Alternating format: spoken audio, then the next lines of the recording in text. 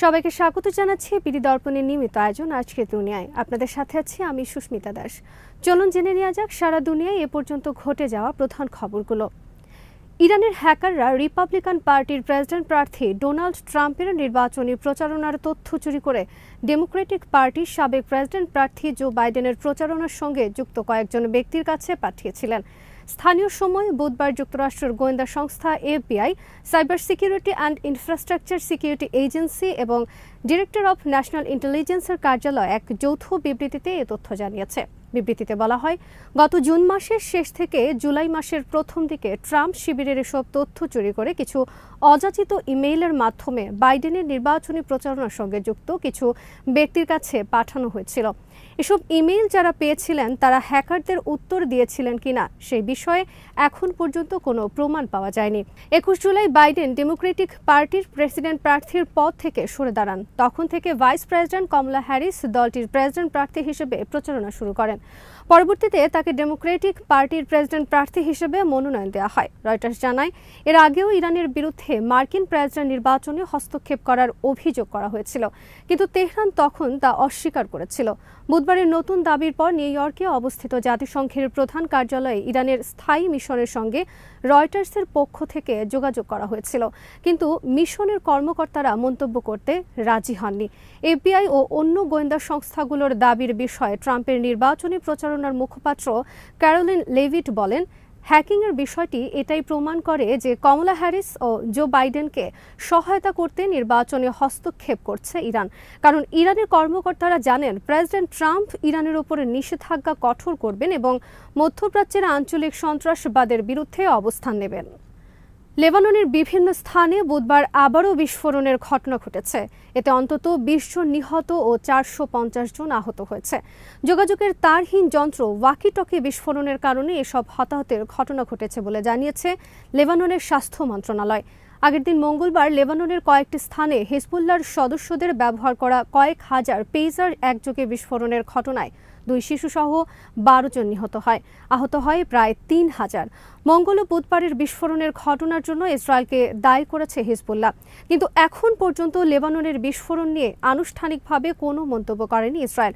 বুধবারের বিস্ফোরণ নিয়ে লেবাননের রাষ্ট্রায়ত্ত সংবাদ সংস্থা জানায়, বুধবার হিজবুল্লাহর শক্তিশালী ঘাঁটি হিসেবে পরিচিত পূর্ব ও দক্ষিণ বৈরুত এবং পূর্বাঞ্চলের বেকা এলাকায় পেজার ও যন্ত্র বিস্ফোরণের ঘটনা ঘটেছে। বেকাতে অন্তত 3 ব্যক্তি আহত হয়েছে। হিজবুল্লাহর আল মানার টিভি জানায়, বুধবার একাধিক স্থানে বিস্ফোরণের ঘটনা ঘটেছে। ওয়াকিটকি বিস্ফোরণের কারণেই এসব ঘটনা ঘটে। মঙ্গলবারের পেজার বিস্ফোরণে নিহত 4 জনকে বিদায় জানাতে বৈরুতের দক্ষিণে অবস্থিত দাহিয়া এলাকায় জড়ো হয়েছিলেন অনেকে। সেখানেও বিস্ফোরণের ঘটনা ঘটে। ওই দাফন অনুষ্ঠানে নারী ও শিশু সহ সব বয়সের মানুষই ছিলেন। নিহতদের কফিন নিয়ে শোকযাত্রাটি শুরু হওয়া মাত্রই বিস্ফোরণ ঘটে। শুরুতে অনেকে এই বিস্ফোরণকে আতশবাজি ভেবেছিলেন, কিন্তু পরক্ষণেই সেখানে চিৎকার চেঁচামেচি ছাড়াও অনেককে ঘটনাস্থল থেকে দৌড়ে পালাতে দেখা গেছে। দক্ষিণ লেবাননের টায়ার এলাকা থেকে আল জাজিরার প্রতিনিধি আলী হাশিম জানান, বুধবার যেসব বিস্ফোরণের ঘটনা ঘটেছে সেগুলোর অধিকাংশই ওয়াকি-টকি বা রেডিও। এদিন কোনো কোনো স্থানে সৌর বিদ্যুতের যন্ত্র ও গাড়ির ব্যাটারি বিস্ফোরণের ঘটনাও ঘটেছে। বুধবার রাজধানী বৈরুতের অনেক জায়গায় বাসা বাড়ির সৌর বিদ্যুতের যন্ত্র বিস্ফোরণের কথা উল্লেখ করা হয়েছে লেবাননের জাতীয় সংবাদ সংস্থার প্রতিবেদনে। সৌর বিদ্যুতের একটি যন্ত্র বিস্ফোরণে অন্তত একটি মেয়ে আহত হয়েছে। এদিকে পরপর 2 দিন লেবাননে একযোগে বিস্ফোরণের ঘটনা মধ্যপ্রাচ্যকে আরও উত্তপ্ত করে তুলেছে। লেবাননে বিস্ফোরণের জন্য ইসরায়েলকে দায়ী করেছে জর্ডান। হিজবুল্লাহর প্রধান মিত্র ইরান সশস্ত্র গোষ্ঠীটির প্রতি সহায়তা অব্যাহত রাখার ঘোষণা দিয়েছে। বিবিসি জানায়, বুধবার ইসরায়েল সেনাবাহিনী নিজেদের 98তম ডিভিশন গাজা থেকে উত্তর ইসরায়েলে সরিয়ে নিয়েছে। এর আগ পর্যন্ত উত্তর ইসরায়েলে দেশটির সেনাবাহিনীর 36তম ডিভিশন মোতায়েন করা ছিল। বর্তমানে গাজা উপত্যকাতেও ইসরায়েল সেনাবাহিনীর 2টি ডিভিশন যুদ্ধ করছে। এর অর্থ হল উত্তরাঞ্চলে লেবানন সীমান্তেও মনোযোগ যথেষ্ট পরিমাণে বাড়িয়েছে ইসরায়েল। যথারীতি উত্তর ইসরায়েলের বিভিন্ন সামরিক স্থাপনা লক্ষ্য করে বুধবারও সিরিজ হামলা চালিয়েছে লেবানন ভিত্তিক প্রতিরোধ সংগঠন হিজবুল্লাহ। আল মায়দিনের খবরে বলা হয়েছে, এদিন ইসরায়েলি বাহিনীর 810 হারমন ব্রিগেডের কোম্পানি হেডকোয়ার্টার লক্ষ্য করে দিনের প্রথম হামলাটি চালানো হয়েছে। এরপর বেইত হিলাল মিলিটারি ব্যারাকের শাহল ব্যাটালিয়নের কমান্ড সেন্টার লক্ষ্য করে হামলা চালানো হয়েছে। এই 2টি হামলাতেই হিজবুল্লাহ নিজেদের উদ্ভাবিত কাতিউশা রকেট ব্যবহার করেছে। এরপর দিনের তৃতীয় হামলাটি করা হয় নেজেফ জিভ এলাকায় ইসরায়েলি সেনাদের আর্টিলারি পজিশন লক্ষ্য করে। হামলায় এক ঝাঁক রকেট ছোড়া হয় সেনা ও তাদের সরঞ্জামের ওপর। হিজবুল্লাহ বলেছে, ফিলিস্তিনি জনগণ ও প্রতিরোধ যোদ্ধাদের প্রতি সংহতি জানিয়ে এসব হামলা চালানো হয়েছে। এছাড়া লেবাননের বেসামরিক এলাকায় ইসরায়েলি ড্রোন ও বিমান হামলার প্রতিবাদও করা হচ্ছে এসব হামলার মাধ্যমে। দিনের চতুর্থ হামলায় হিজবুল্লাহর টার্গেট ছিল ইসরায়েলি বাহিনীর বায়াত ব্লিদা সেনাঘাঁটি। আর্টিলারি হামলা সরাসরি ঘাঁটিতে আঘাত এনেছে বলে জানিয়েছে সংগঠনটি। গাজা উপত্যকায় এবারের ইসরায়েলি আগ্রাসনের শুরু থেকে লেবানন ভিত্তিক হিজবুল্লাহ উত্তর ইসরায়েলের সেনা ও সামরিক স্থাপনা লক্ষ্য করে হামলা চালিয়ে যাচ্ছে।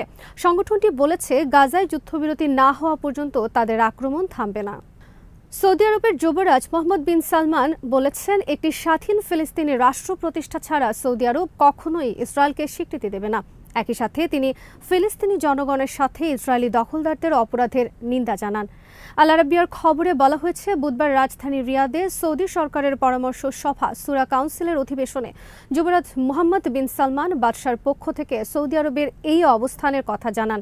তিনি বলেন, পূর্ব জেরুজালেমকে রাজধানী করে একটি স্বাধীন ফিলিস্তিনি রাষ্ট্র প্রতিষ্ঠার লক্ষ্যে সৌদি আরব অবিরত কাজ করে যাবে। আমরা এটি নিশ্চিত করে বলতে চাই যে ফিলিস্তিনি রাষ্ট্র প্রতিষ্ঠা ছাড়া ইসরায়েলকে কখনো আমরা রাষ্ট্র হিসেবে স্বীকৃতি দেব না। যুবরাজ বলেন, ফিলিস্তিনিদের অধিকারের বিষয়টি সবসময় সৌদি আরবের কাছে অগ্রাধিকার পাবে। যেসব দেশ ফিলিস্তিনিকে রাষ্ট্র হিসেবে স্বীকৃতি দিয়েছে তিনি সেসব দেশের প্রতি কৃতজ্ঞতা প্রকাশ করেন। বিন সালমান আরও বলেন, সৌদি আরবের উদ্দেশ্য কূটনৈতিক সমাধানের মাধ্যমে আঞ্চলিক ও আন্তর্জাতিক নিরাপত্তা জোরদার করা, একই সাথে প্রতিবেশীর সাথে সুসম্পর্ক রক্ষা করা সৌদি আরবের অঙ্গীকার। ডোনাল্ড ট্রাম্পের সময় থেকেই আরব দেশগুলোর সাথে ইসরায়েলের সম্পর্ক স্থাপনের চেষ্টা করছে যুক্তরাষ্ট্র। ট্রাম্পের মধ্যস্থতায় ওই সময় 4টি আরব দেশ ইসরায়েলকে স্বীকৃতি দিয়েছে। এরপর ওয়াশিংটন অনেকবার বলেছে তারা সৌদি আরবের সাথে ইসরায়েলের সম্পর্ক স্থাপনে কাজ করছে। ভারতীয় কংগ্রেসের সাবেক সভাপতি ও পার্লামেন্টের বিরোধী দলীয় নেতা রাহুল গান্ধীকে হত্যার হুমকি দিয়েছেন বিজেপির কয়েকজন প্রভাবশালী নেতা ও মন্ত্রী। এমনকি রাহুলের উপরে আক্রমণের প্ররোচনাও দিচ্ছেন ওই বিজেপি নেতার। এ কারণে প্রাণ সংশয়ে আছেন ভারতের বিরোধী দলীয় নেতা। ইন্ডিয়ান এক্সপ্রেস জানিয়েছে, এমন অভিযোগে দিল্লি পুলিশের দ্বারস্থ হয়েছে কংগ্রেস। অভিযুক্ত বিজেপি নেতাদের বিরুদ্ধে অবিলম্বে ব্যবস্থা নেওয়ার দাবিতে পুলিশের কাছে অভিযোগ দায়ের করেছে দলটি। প্রতিবেদনে বলা হয়েছে, লোকসভার বিরোধী দলীয় নেতা রাহুল গান্ধীকে শারীরিকভাবে আঘাত করার জন্য বিজেপি নেতা ও তার সহযোগীদের প্রকাশ্য হুমকির বিরুদ্ধে কংগ্রেস অভিযোগ জমা দিয়েছে। অভিযোগপত্রে কংগ্রেস বলেছে, একাধিক বিজেপি ও এনডিএ শরিকের নেতা রাহুল গান্ধীকে হত্যার হুমকি দিচ্ছে। রেল প্রতিমন্ত্রী রভনীত সিং বিট্টু থেকে শুরু করে উত্তরপ্রদেশের মন্ত্রী রঘুরাজ সিং, তরবিন্দর সিং মারওয়া, শিবসেনা নেতা সঞ্জয় গাইকোয়াড়ের বিরুদ্ধে অভিযোগ এনেছে কংগ্রেস। কংগ্রেসের দাবি, বিজেপি নেতা তরবিন্দর সিং সম্প্রতি এক জনসভায় বলেছেন, রাহুল গান্ধী নিজের আচরণ শোধরান, না হলে তার অবস্থাও তার দাদির মতো হবে। এছাড়া রেল প্রতিমন্ত্রী রভনীত সিং বিট্টু রাহুল গান্ধীকে দেশের 1 নম্বর সন্ত্রাসবাদী বলে আক্রমণ করেছেন। উত্তরপ্রদেশের মন্ত্রীও একই কথা বলেছিলেন বলে দাবি কংগ্রেসের। শিবসেনা নেতা সঞ্জয় গাইকোয়াড় আবার ঘোষণা দিয়েছেন, রাহুল গান্ধীর জিহ্বা যে ছিঁড়ে আনতে পারবে তাকে 11 লাখ রুপি পুরস্কার দেবেন তিনি। পুলিশের কাছে দাখিল করা অভিযোগপত্রে কংগ্রেস জানিয়েছে, রাহুল গান্ধীর বিরুদ্ধে উস্কানিমূলক বক্তব্যের মধ্য দিয়ে জম্মু কাশ্মীর সহ যে রাজ্যগুলোতে নির্বাচন চলছে সেই জায়গায় অশান্তি সৃষ্টির চেষ্টা হচ্ছে। কংগ্রেসের কোষাধ্যক্ষ অজয় মাকেন নয়াদিল্লির তুঘলক রোড থানায় অভিযোগটি জমা দেন এবং এর একটি অনুলিপি ভারতের প্রধান নির্বাচন কমিশনারের কাছেও পাঠানো হয়েছে। ভারত সরকার সম্প্রতি জানিয়েছে, রাশিয়া ও ইউক্রেনের চলমান যুদ্ধে রুশ বাহিনীর হয়ে লড়াইয়ের জন্য প্রলুব্ধ করা 91 জন ভারতীয়র মধ্যে কয়েক ডজনকে ছেড়ে দেওয়া হয়েছে।